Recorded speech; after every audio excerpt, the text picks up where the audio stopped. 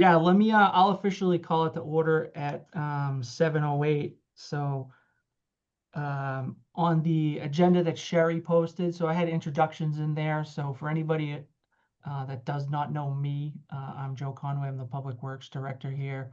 Mhm. This project will be serving my group in town. And then maybe the PBC guys, you just want to introduce yourselves to Weston and Sampson, I'll have them. Sure. John McDonald, been a PBC member, been on the committee for 7 years, I think. Hey, John. Yeah, I'm Mark Macchio. I've been on the permanent committee, building committee, I don't know, 4 years or so now. I'm Chip Tarbell. I've been on the committee since the beginning of the Galvin, so I don't know when that was, maybe 7, 8 years. And I act as secretary for whatever that's worth. Okay. Longer than that. That's longer. right after the dawn of time, isn't it? The Galvin project? That feels like a I'd say long that's time ago. It was dozen years ago. probably. Well, is it now? Yeah, Yeah. probably. Nice to meet you folks. My name's Tyler Coffalici. I'm the project manager for Weston and Sampson, and we got Jesse O'Donnell and Billy Bender with us as well. You guys can introduce sure. yourselves. Excited to work with you all. Nice to meet you. I'm Jesse O'Donnell. My expertise is in the site civil realm, so I'll be helping Tyler a lot with leading the site design effort. And also permitting. And permitting, yeah. So that goes hand in hand. I'll be leading the charge with Tyler with the permitting effort as well. Mm-hmm. And I'm Billy. I'm an engineer one, and I'll be doing a lot of the drafting for the project. Mm-hmm. Welcome And aboard. learning. So So at that point, I also had public engagement. There's nobody from the public here, and I don't have anything from anyone. So I think we can get past that unless there are any objections from Chip, John, or Mark, or maybe turn it over to Tyler and he can kind of get us up to speed and walk through some of the discussion points we had so we can kind of lay out the road ahead a little bit. Yep, I'll share my screen. I guess one of the topics we talked about is schedule, and we can just jump into that right now if I can find the share screen button. I gotta let you hang on. I think I got it. So you should be the co-host now. You guys see? Yep. the P-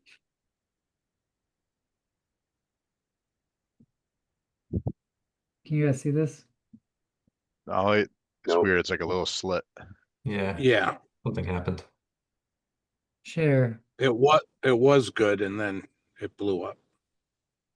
Yeah, when you had the little agenda sheet that you put together, it was up. I think you must have went to an image, so we There can you see go. it. There it There, works. there it is. Okay. So I guess this to talk about the schedule, it really comes down to what's the end point here. I know I think you guys are, the goal is to ask for funding for this project with bids in hand. I believe is the goal. Otherwise, we would have to be going to town meeting with an engineer's opinion of probable construction cost. But if we are shooting for town fall meeting in 2026, having bids in hand by September 26th, which means we would advertise for bids in July. And that would allow roughly 8 months for us to do the design, permitting, all the geotech and surveying, wetland flagging, etc. Plus provide some time for us to do some public outreach and try to sell the project. That's our recommended path. Otherwise, if we are shooting for the Springtown meeting, we would have to be going out to bid in January, which only gives us a couple months to get the project out to bid. Otherwise, if there is an advantage to go for a Springtown meeting, we would have to advance the design enough to get a solid cost estimate for us to go on. So I don't know, with that, you guys have any thoughts? I'll jump. So from my view of the world, obviously the condition of the existing shed isn't awesome, but I'd rather allow for enough time so every I is dotted and T is crossed, in that when we go to explain this and potentially ask for funding, it doesn't A, feel rushed, but then B, anybody that may have a question has ample time to either do their homework on it, or listen to myself or somebody else kind of explain it. So I don't have any issue with maybe a timeline being for fall town meeting of next year. And then using the summer to really, you know, Dial it in. dial it in, but then also, you know, be able to present on it and kind of put some public information out there, what we're doing, why, you know, we're doing it, and, Right, you know, because I think, right. I mean, What, I think you're right, Joe. When I looked at this, I didn't think option 2 was even possible. No. And it's No, probably, Not with how town meeting is getting more and more wanting specifics and designs and pictures and a real thorough discussion, and we'll have all the naysayers of, you know, even though you've got your salt shed there, it's like, why is it there? And so we've got to really make sure we're ready and to be ready to go. So I think we're fall 2026. yeah, and Tyler and I had talked about that kind of on the side a little bit too, and, you know, if you told me everything was basically ready to roll out and do all the underground stuff and everything today, but I think it's the public understanding part that is going to really make, you know, that conversation either along with a lot of questions at town meeting or not. And when, you know, when we were talking, my advice is still probably whatever way we go, we'd probably be better off going to town meeting with the actual number from the bid and not relying on something that's an educated guess from a bunch of professionals. I feel like if we know what the number is, Right. then it is what it is, and it's more black and white than, you know, there's no guessing, I guess, at that. We always recommend going with bids, obviously. Yeah. So And does the money that we have now carry us through that phase? Yes, so what we have available to us will get us all the way to PS&E and then bidding it. So the only thing Okay, so, that where we left is construction. great. Well, that's fine.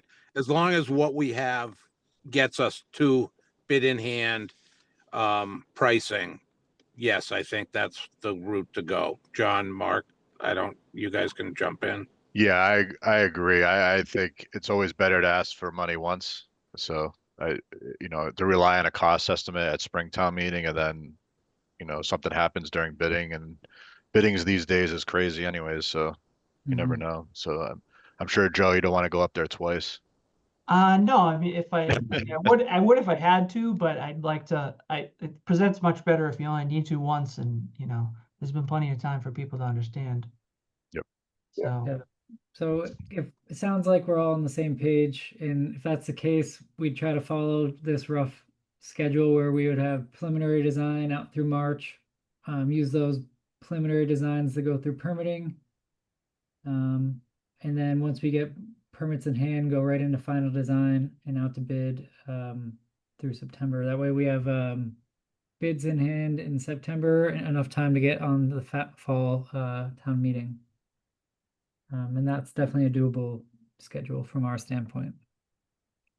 I think, Tyler, that's really all driven off of when you can get the boring contractors in, the survey done, and then, you know, once all that stuff's done, then we can kind of test fit and play around with site locations and stuff like that.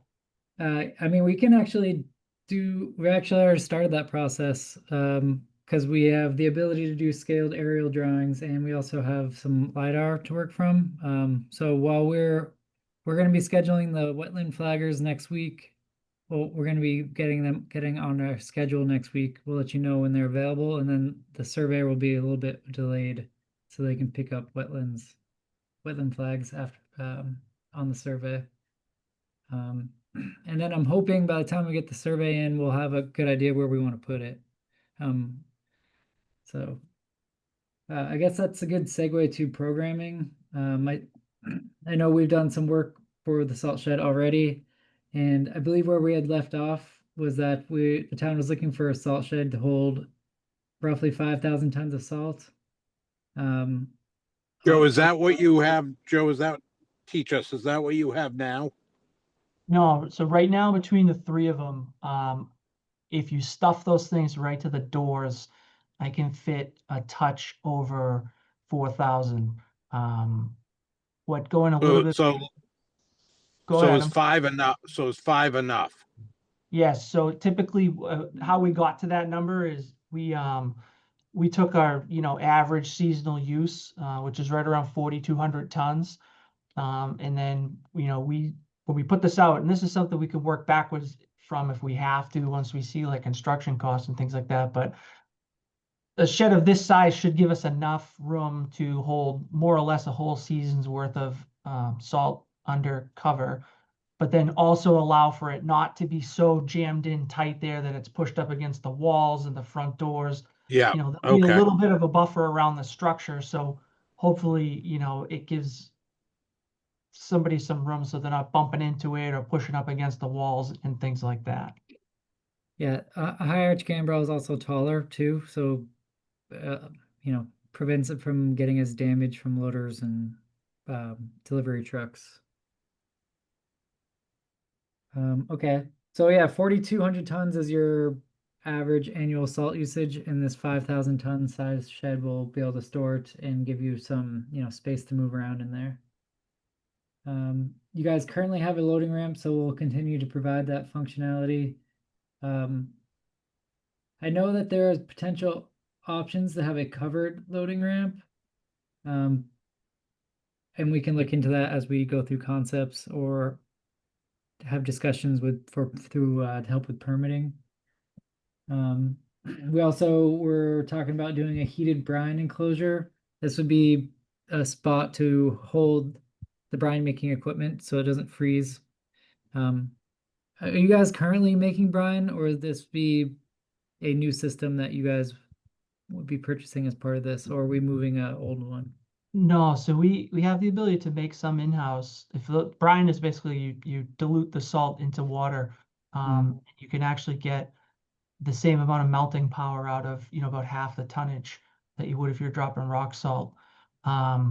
We are making it now. The constraint we have is it's sitting in the floor of a garage. So we have, 3,000 gallons of calcium plus I think we have enough room and enough tank space to have about 1,200 gallons of brine, which doesn't really go very far. So in an ideal world, that would be something that we could continue to utilize, but have, more space for it. We could make a couple thousand gallons at a time and have enough to go through a whole storm, or, at least through the bulk majority of a storm and not have to make it in the middle of it. But we do have, some of the infrastructure to be able to do that. Okay, so for a programming standpoint, what are the brine tanks? Those are like the 8-foot diameter poly tanks. Those like 2,000 gallon or 5,000. What? I guess I'm just trying to get a number of quantity of those tanks so we can start showing them in the concepts and where they would fit. I'll go down and get it. So the calcium chloride tank that we have now is an 8-foot. The brine ones, because of the horizontal space limitations, are a little taller. I think they're actually only 4-footers. I think they're 6 feet high, lagged into the walls. I'll double check that and I'll give you an exact. But I would imagine we probably want to go, if we could do an 8-foot, that would probably be what we would want, and have, the ability to have like 2,500 gallons or so on site. Oh, okay. Yeah, we can Pre-made. definitely do that in a single tank for sure. I guess just total volume, and then we can figure out how many tanks, if we can do one big tank. Just whatever the ideal volume is, we'll figure it out from there. Yeah. So can I just ask, would this be like a secondary small building, or is it part of the shed itself, or how does that work? We were anticipating there to be it can just be like a enclosed lean-to attached to the salt shed. Got it. So along one edge could be a canopy, and then a portion of that canopy would just be enclosed and heated. It would be like kind of like a closet, really, is all it needs to be. Off the side. Yeah. Yeah, and then there'd be something outside of it, we'd hook a pump up to it with, with the ability to pull up to it and fill and then leave. Yep. Do you guys need a salt hopper too, right? So you'd have to dump salt in the salt hopper, and then it mixes and then transfers it to the tanks, right? No, so the machine that we have will do it. It'll pump it. So we should be good with that. We would just need expanded. We need a bigger tank is what we need. Oh, I guess, all right, that makes sense. Well, Tyler, I think you guys should look at what they have yep. When I and swing through, understand how they're doing it. yep. So Weston and Don't Sampson- rely on. They want you guys to look at their operation, make recommendations. You know, that's what you're there for. Got it. Yeah, so Weston and Sampson will do a site visit, take a look at your existing brine operations, and we'll take it from there.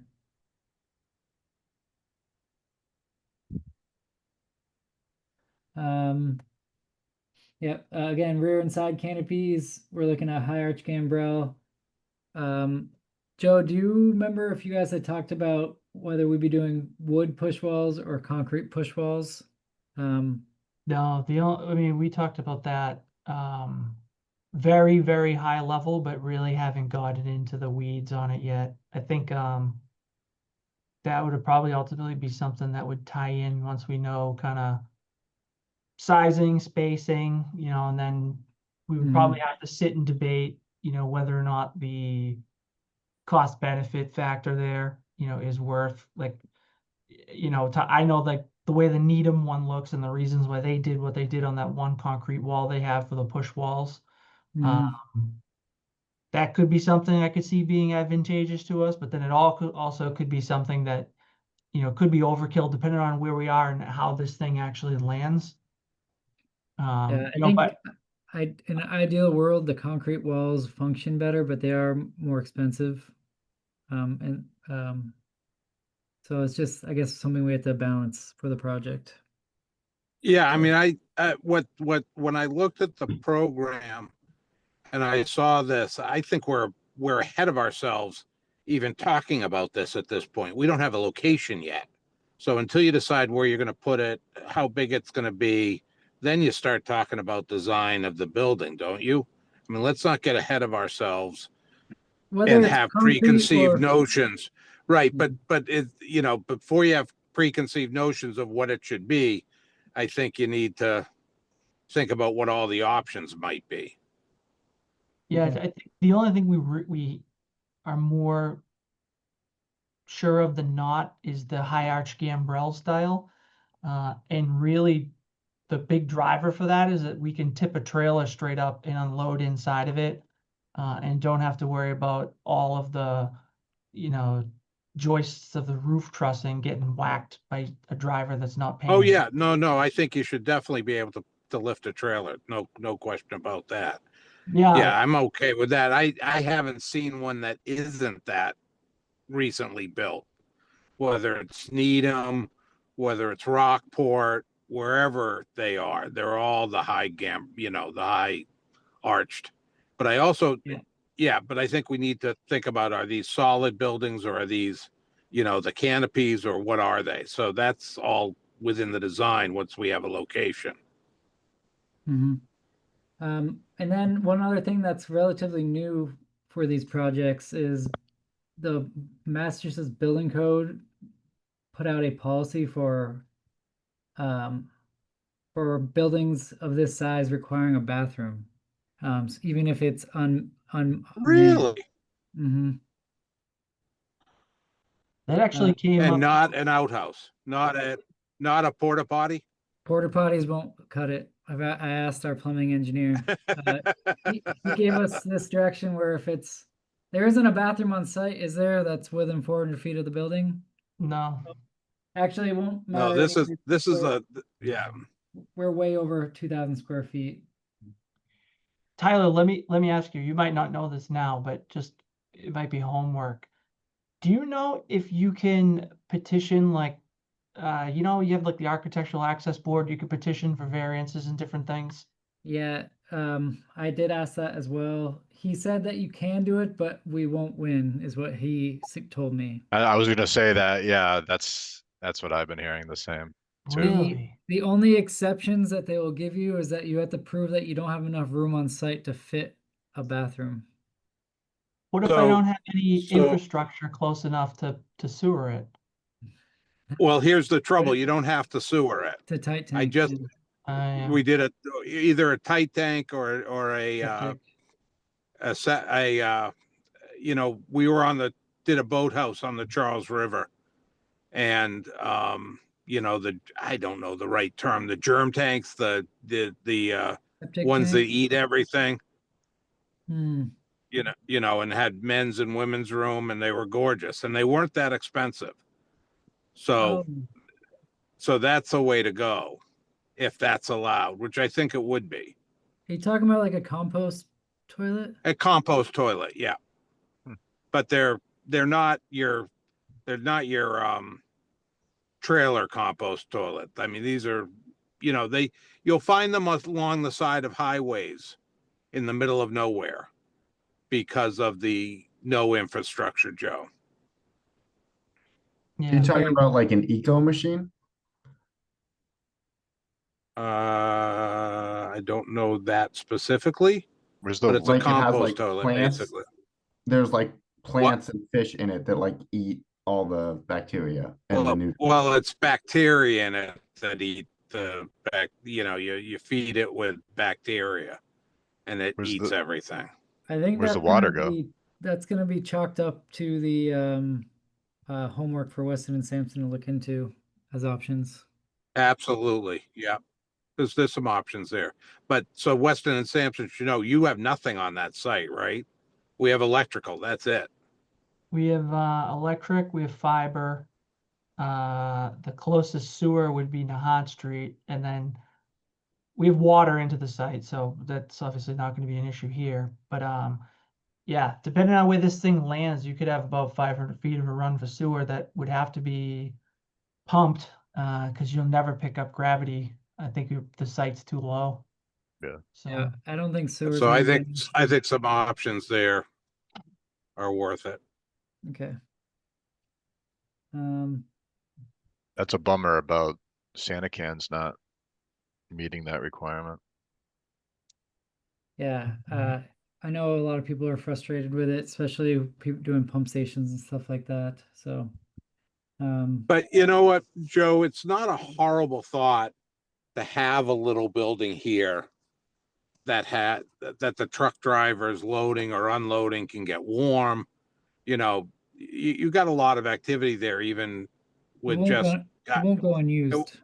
no, with the guys hanging out there, you know, during leaf drop off. I mean, Yeah. it's not so bad to have some facilities at that spot.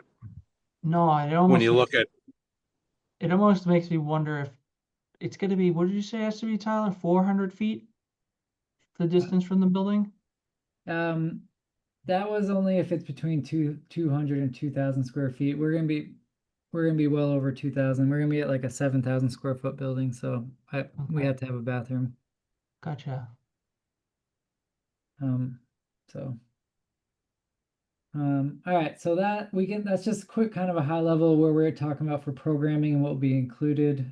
I did mention I do have some concepts, but let's talk about the permits that we're anticipating on going for. This is all to be verified, but based on our understanding and how we interpreted the local codes, um, we're assuming that we'll have to go to get a site plan review, and because the building height is greater than 35 feet, we'll have to get a special permit. Also to be verified, we were thinking that the special permit would handle the excess of the height and not have to get a building height variance. But if we have to get a variance, we can go that path as well. I feel like almost all of my salt shed projects have to do that because the buildings have to be tall. Chip, can I ask you a question related to that? yep, Uh, you're probably going where I'm going. Pre-existing non-conforming use. We probably need to address that, I would imagine, with the ZBA, right? right, which is what your existing shed is. Yeah, I mean, So the real question, Joe, I would wander down the hall and ask Ben, say, Ben, what are you going to expect from us? What do you think we're going to need? What's the current use for the property? that I could trace the use as basically an industrial. Yeah, but what's the gravel yard. zone? So it's single resident. What? It's But single residence, isn't it? Yeah, it is. But I have record, I mean, I could trace the use being what it is now back to 1900. So I'm confident that we predate zoning. It's just if Ben wants us to do that, then it's just another part of the conversation, I guess, at that point. Okay. Yeah, and we may need to ask an attorney to do something pro bono. Yep. I might know one. I think, yeah, I don't think he'd have any issue with that. Okay. No, he No. does the schools for us. So if we, Absolutely. he does basically all the town stuff kind of as a pro bono. And then And he can walk us through all that. and we are right next to the wetlands in the Mill River, right by. So we're anticipating having to go through Conservation Commission to get an NOI. And we want to do this before they get, so just as a note on that, Joe, I'm sure you're familiar through Bill with what they're trying to push through. So I have we read- definitely, You talking right, about with all wet- the, wetland bylaws. yeah. So we want this all permitted before they get much farther along with that. To permit know, that though, we would need, obviously we'd need survey and plans though to do that, right? When is the bylaw Yeah, but gonna be approved? well, there's no bylaw there. It's at least pushed off till spring if yeah, it's a work in progress. I They think we weren't found a copy ready of to that, go right, to- Jesse? Yeah, it seems like there's a draft version of the proposed new wetland bylaw on the Conservation Commission's website. Yeah, to your point, Chip, I imagine that would be, promulgated in the spring, and then it would have to go to the Attorney General for approval. Um, Once the Attorney General approves a new bylaw, I think it's retroactively accepted as of the date of the public meeting it was accepted at. So we would want to get our permits probably by that public meeting that would formally accept that bylaw. We could look more into that or, ask the pro bono attorney. yeah, but the bylaw is also going to state that any projects that are permitted are exempt from the new bylaw. I see. Okay. That was something that came up very hard and fast at the public hearings for it. Got it. There's a lot of people working against it. We'll just leave it at that. Okay. So does that mean our timing is needing to have permitting by before our April or May Springtown meeting, Chip? No, because I'm not even sure the bylaw is going to be ready for that. Oh, okay.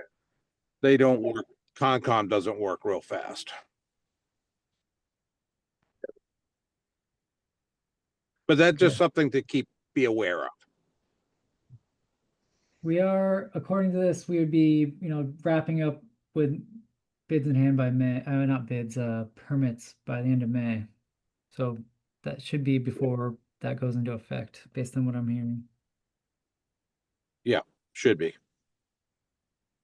So I guess with that, I know you guys wanted to keep it a little high level, but we did prepare some high level concepts just to start getting what you guys are feeling for options as far as where we can put this on site. And Joe, this is based on our conversation we had at the the RFQ site walk that we had. There's kind of So- the site split from a lowland and a highland kind of option, and we're kind of trying to keep it in the rear of the site. So Joe and Tyler, because I don't know John or Mark how much they know the site. I don't even want to have this conversation till we have a site visit. So that everybody's talking on the same page and knows what you're talking about.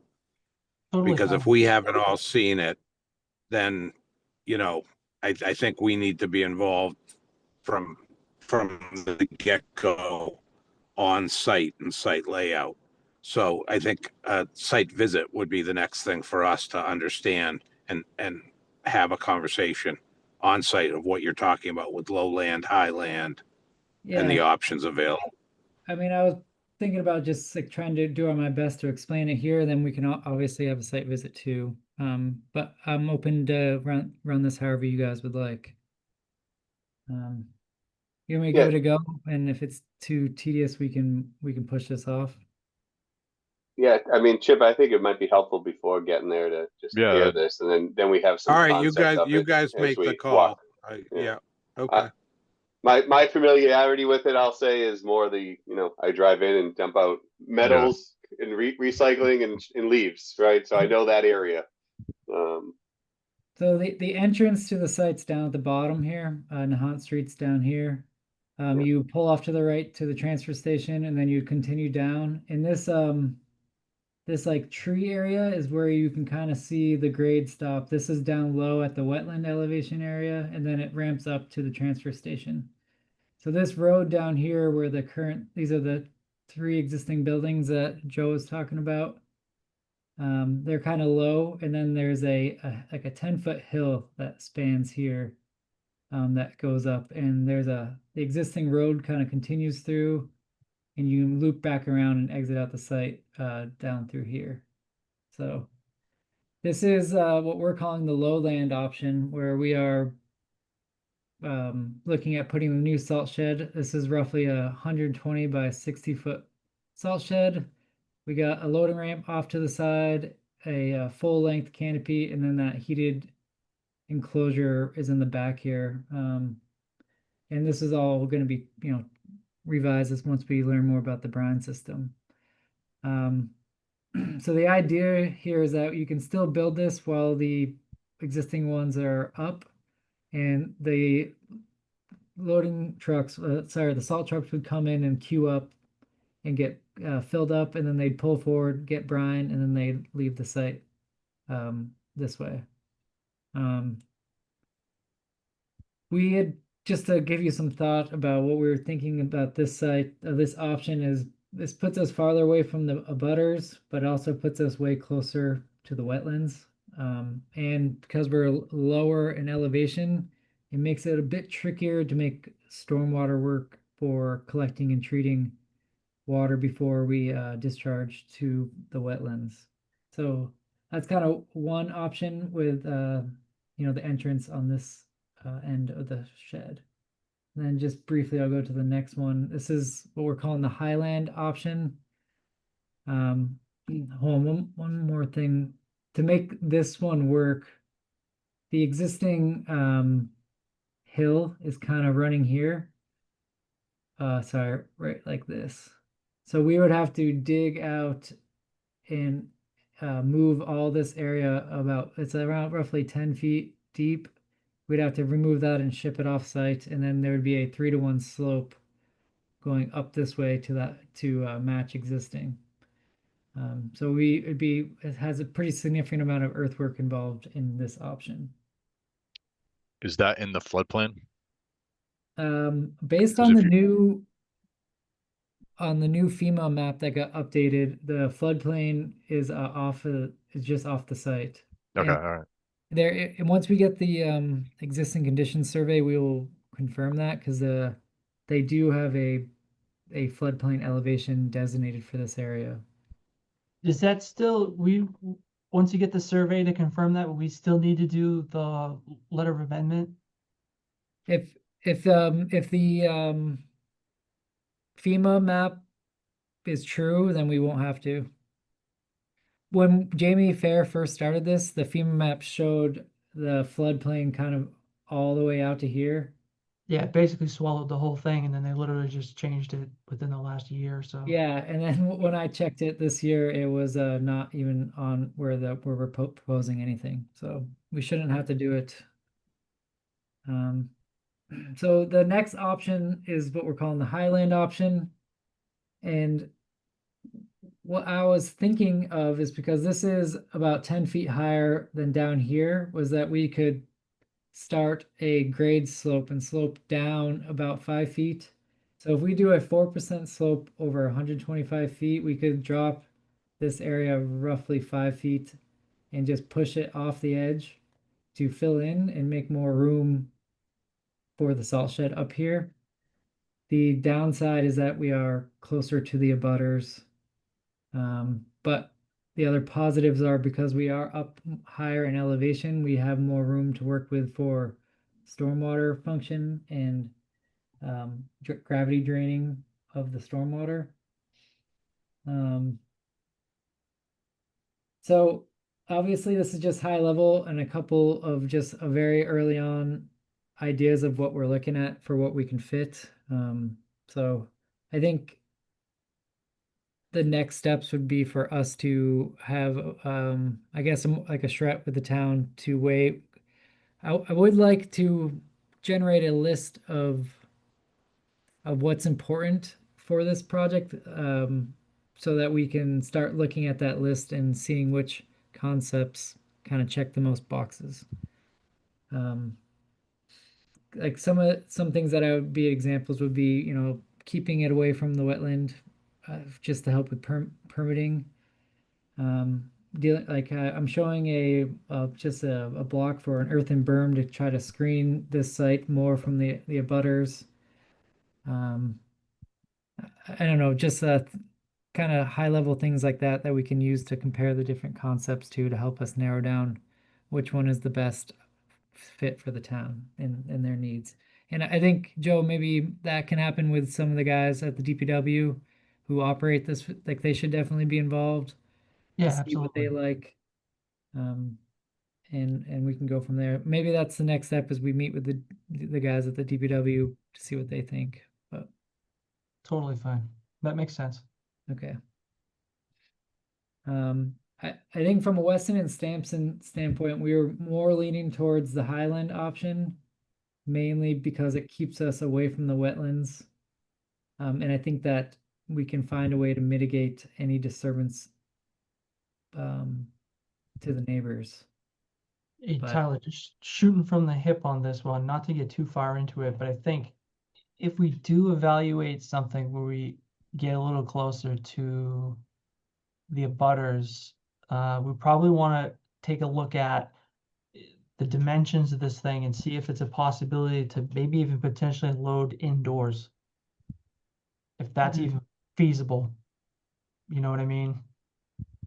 Yeah, Just like what they thinking do. from I'm just thinking from like a noise perspective, maybe regardless of the option, we at least, kick the tires on that thought. Because there'll be the stormwater benefit too, right? If you're loading inside, all the spillover stays contained within the shed. But, if that's at the expense of taking the number that it may cost to build this thing and blow it way out of proportion, obviously, we'll lean towards common sense. But I think we should probably at least turn over some stones on that to, take a peek at whether or not it's even accomplishable. That just triggered something in my mind. It is a little out of the box. We'll have to verify it, but if we drop down 5 feet, this berm is only going to be a 5 foot tall slope. There is a possibility where this may not work, but if we slide the shed over close to that, the canopy could overhang that drop in grade, and the trucks could be on that lower grade and then get filled up from inside. So just think if the canopy was spanning over the lower grade, the truck, never mind. There would have to be some sort of grade change between the outside where the trucks are and the inside where the loader is, to be able to dump into the back of them. So if that's something that you guys would like to see, we can look at an option to load the trucks undercover. Potentially, I'd still say do the site visit. You guys do your survey. We could, walk it, see it, talk it through. I think walking it, all the members from the Wakefield side will have an idea of what's probably going to be, more probable than not. And then we could get further into the detail of it. You guys love your topo and everything like that when you're done with your survey, and, either say this is a yay or this is a nay. Mhm. Yeah, I think we got to be real nervous about neighbors these Yeah. days, and Yeah. and changing the location to put in their backyard might be a problem. They probably don't love leaves in their backyard, but if they're listening to trucks getting loaded all night long, which they are now, but at least it's a little bit farther away and it's a little bit lower. So I Yep. bet there's a lot of sound absorption that happens. So I think we just need to be conscious of that. But I think again, I think we're getting a little bit ahead of ourselves right now in the conversation. Yeah, and I mainly just put this together just for us to start marinating. None of this is set in stone. What we end up could not look anything like this. It's just kind of a first stab in the dark, kind of. So, agreed. Operationally, what I didn't see here, and Joe, maybe you can work with Weston Sampson on this, is a payment schedule, right? When are we going to need to be approving payments? When are you going to be looking for payments? How much? All that stuff, right? A schedule of payments.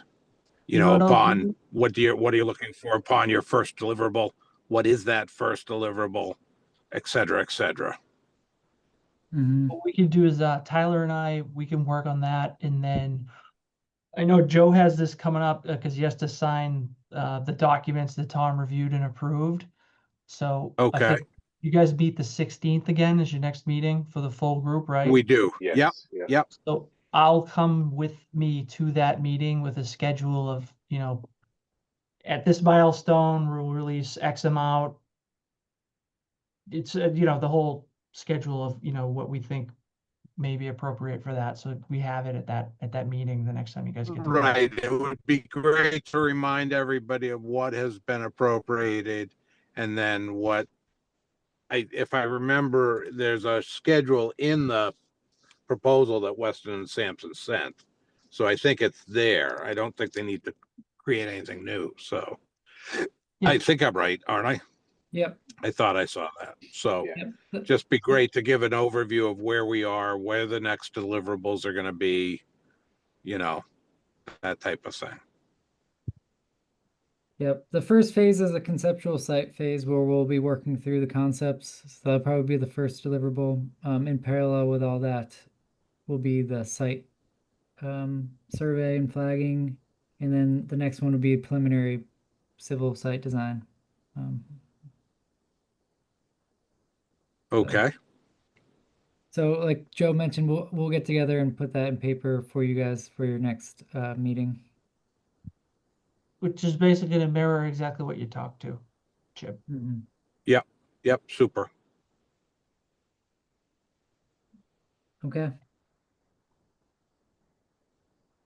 So Mark, John, anything more? I guess just when will we need to meet again in this group?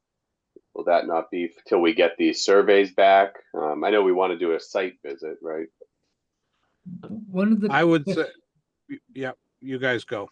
What? say one of the questions that I had is, is this group going to be the group, or is the overall group going to be the one voting on the preferred concepts? So we will look at the preferred concepts, bring the concepts back to the group. Because of the dollars and cents involved, we can't make that decision, but we will make recommendations to the group. And unless I don't know the group very well, I would think that they will go along with our recommendations. They may have questions, but I don't, which would be appropriate. But if we come up with three concepts, A, B, and C, and we say A is the one we're preferred, then I bet that that's what would get voted. Is my bet. Are we anticipating having to have rough orders of magnitude for each of these concepts, or just one would be more expensive than the other? Because I know that is going to come into play when making decisions. My personal is that the use of the space, the size, once we get the size of the building, then we get where we can locate it, then we get the proximity to the neighbors. Then I think that the expense comes into play. Like, Okay. but I don't think expense should be the first thing. I think we have a lot of hurdles because Nahant Street is under attack right now, if you may. So even though this is a process that you're doing, everybody's going to think it's going to be an increased process because we're, whatever. Kind of like trying to get the fuel tanks down here, Joe. Yeah, We got to realize what we're dealing with. So I think before we talk about dollars and, well, not before we talk about them, but I don't think that the dollars and cents are going to preclude the right placement or the right size. I think we need the right size and the right placement, and then the dollars follow. Sounds good. And I don't know what that dollar amount is. That's what you guys, we're going to have to understand do- what that is. We do own preliminary cost estimates along the way. So once we get the Yeah. preferred one, we'll pull one together just to let us know where we're at. I don't even think I could do Super. anything more than shoot an arrow into a dark room at this point from a cost perspective until I get a better understanding of what the underneath is. Yeah, That's the big unknown, right? the soil.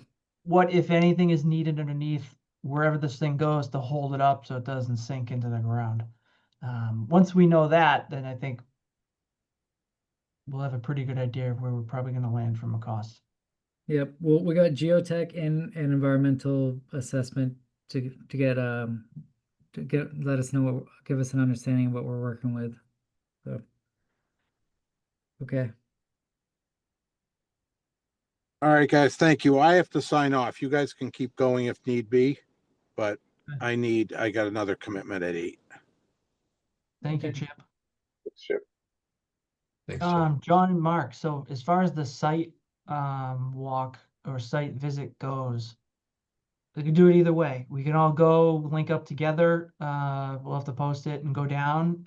If not, if you guys are around at any time, we can link up one-on-one and I could take you. At some point, Nan, I'm on a call right now.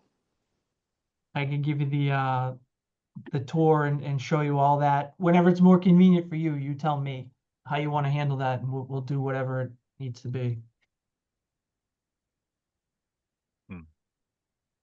Yeah, I mean, I'm pretty flexible. I work at home. I can get down there during the day if need be, and kind of do whatever. So I could do either way there. I don't want to make you have to do 3 different things, So if we post it as a group, maybe it would be better because then everyone's asking kind of questions and we all hear everything. Yeah, whatever you want. Yeah. I'm here anyway. So it doesn't matter to Yeah. me.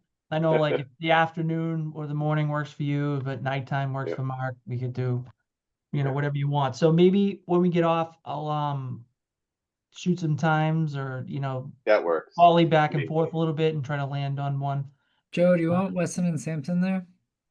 I'll include you in it. Yeah. And if you guys are around, that'd be great because you could kind of speak from your perspective on it.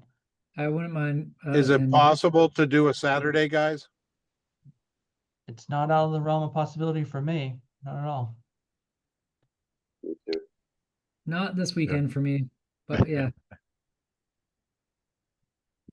I mean, I think a Saturday would be great from my perspective, because we're losing light at the end of the day, and Saturday will give us all the time in the world. Do a Saturday morning, something like that. Absolutely. So I'll As send an something option, out. as an option. Yeah, absolutely. I'll send out a couple ideas and then, like I said, we can volley it back and forth through me. And then I'll tell you basically what consensus is for the majority and go from there. Okay. Sounds Be good. great. Thanks. And I think aside from that, with the exception of the full committee meeting on the 16th, I would imagine then probably the next meeting, at least for this group, would be maybe once we have the survey complete, or at least something on paper to kind of have a Yeah. more accurate depiction, and then we can start playing with the shapes and the sizes and things like that. Okay. Perfect. We'll schedule the survey here. All right. Thanks, guys. See you, Take Chip. care. Bye, Chip. Thanks. Hey, Joe, I haven't seen the contract come through yet. I know maybe that went to Mike and not me, but I'm just gonna be scheduling everyone because I know it's coming. but I just haven't seen it yet. So Yep, it's on the way. It's just, it's gonna get in front of the right person at the right meeting, but you okay, know, all the legal eagles have signed off, so. all right. So yeah, tomorrow we'll get everyone scheduled and we'll let you know what they're looking like for timeline. Mike had next told me a while ago that boring contractors are a few weeks out, even in good times, so. Yeah, I would like to know where the salt shed's going to before we schedule them. Yeah. So they're gonna leave. They're gonna lag a little bit. Totally fine. Yeah. Then if Tyler, you guys need us to do any test pitting or get anything out of the way, I really only need like a day's notice. Okay. Unless you're asking me to move a mountain, then I might need a little bit more time. But other than that, if something's gonna get out of the way or you're gonna get underneath something to see it, we can make that happen relatively fast. Okay. Good to know. Speaking of mountain, there is that, it looks like in the middle of the site, there looks like a dirt pile on the satellite there. Is that a potential option? Like it's the middle, so you're away from those people's backyards, you're out of the low area. I don't know if that, I don't know what you guys use that for, but I think me personally, I think anything's an option. You know, even if we were to go through this and say, oh, maybe if it gets stuffed up against Nahat Street, then you would literally take the yard waste that you would just flip flop kind of how you're using the site. So yeah. nothing's really etched in stone. I think it's all, you know, as this process goes on, we'll So we're peel looking back all the. anywhere on the site, right? Not just in the back, it sounds like. We can. I mean, it's not out of the possibility. I think we always preferred to keep it in the back, A, for noise, and then B, in the event that we ended up needing to be relocated there, it left some horizontal real estate for us. You know, your break glass in case of emergency type situation.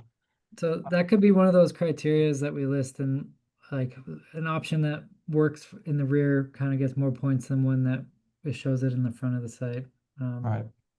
Also, not having to relocate the transfer station makes it simpler from a construction slash phasing standpoint.